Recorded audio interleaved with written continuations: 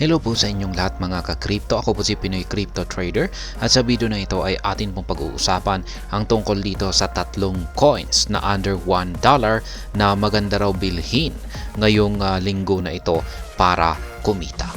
Kaya yan, atin pong kikilalanin ang tatlong mga coins na ito, pero bago po tayo magpatuloy ay nais ko lamang po munang bigyang linaw ang aking disclaimer kung saan ang nilalaman po ng video na ito ay hindi po ito isang financial advice.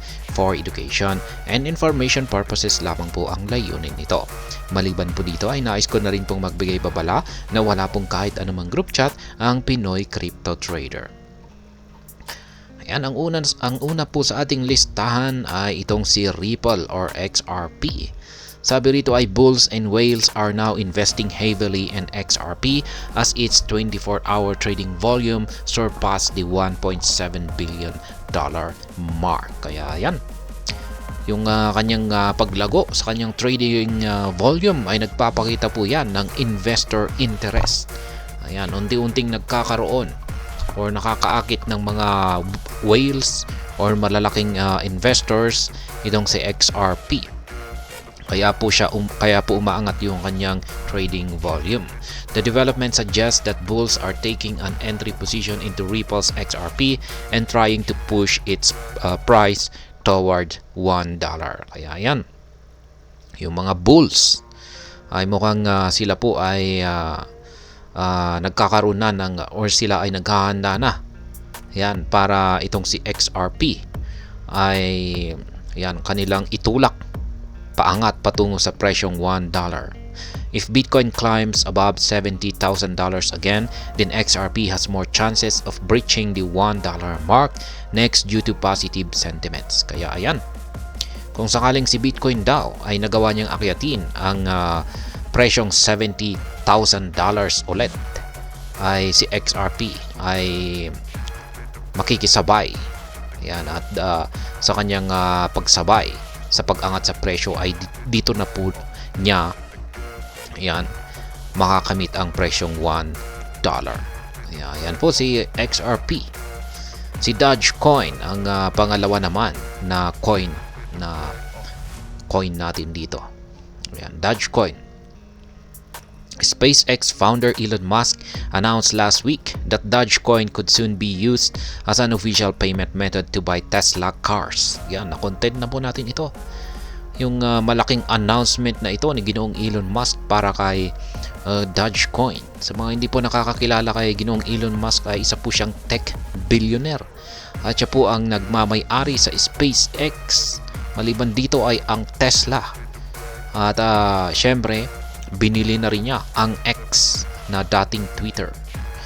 Yan, at siya po ang naglabas ng malaking announcement para kay Dogecoin na gagamitin daw po nila ito bilang official payment method yan sa mga kanyang binibenta na mga Tesla cars. Yan, mga high-tech po na mga kotse ang mga ito, Tesla car. Ito yung mga gumagamit ng mga yung parang napaka-advanced na technology ng sasakyan. If made official, Dogecoin's price could boom as it will find use case in the real-world sector of buying high-end luxury car. Yan, tinuturing pong luxury car ang mga Tesla cars. Kaya yung mga mayayaman lamang po ang may kakayang makabili ng ganitong uri ng sasakyan. Ngayon kung pag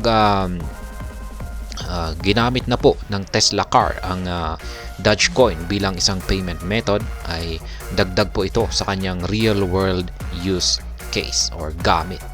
Kaya ito po ang siyang magiging dahilan para ito ay makaranas ng matinding pag-angat sa presyo.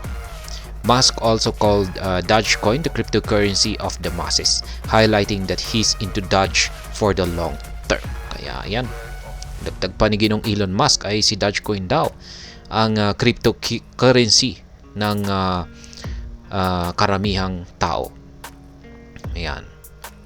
At nagpapakita lamang po ito, yan, yung kanyang sinabi na ito na siya ay isang long-term investor ni Dogecoin.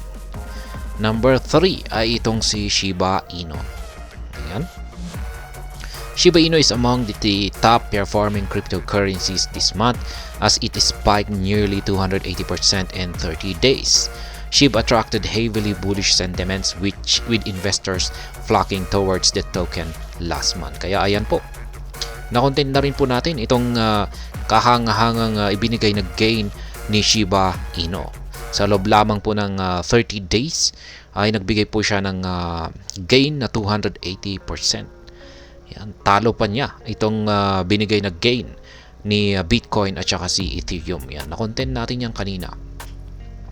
Its price is predicted to breach 40 digits 5 mark before the Bitcoin halving and could deliver stellar gains to investors.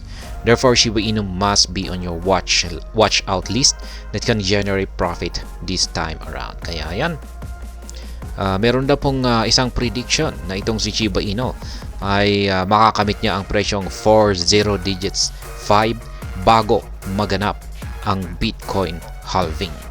Kaya yan, dahil dyan ay isa raw po itong si Shiba Inu na dapat ay nasa ating listahan ng mga cryptocurrency na ating tinututukan. Kaya yan, yan pong muli si Shiba Inu. At nandito na rin itong si Dogecoin at si XRP. At hanggang dito na lamang po tayo sa video na ito. Sana po ay inyong nagustuhan ang aking paliwanag dito. Kung inyo po itong nagustuhan, pag-click lamang po ang like button nito. Para naman po sa mga bago lamang dito, kayo po ay aking inaanyayahan para mag-subscribe. Pag-click na rin po ang bell icon nito dahil ito po ang siya magsisilbing notification nito sa mga bago kong videos na akin pong ina-upload sa aking YouTube channel na ito. Marami pong salamat sa panonood, ingat po tayo lagi, at God bless po sa ating lahat.